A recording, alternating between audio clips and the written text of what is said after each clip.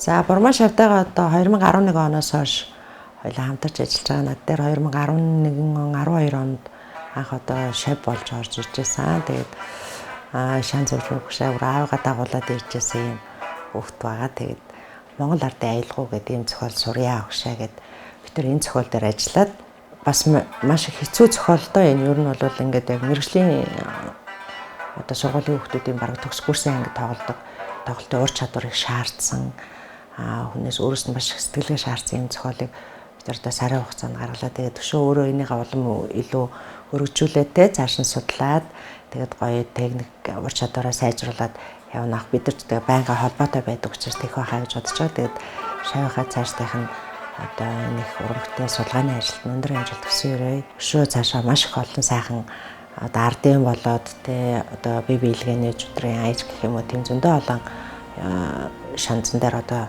хай тоглолт сурнах гэж найдаж байна. Шавьтай амжилт хүсье.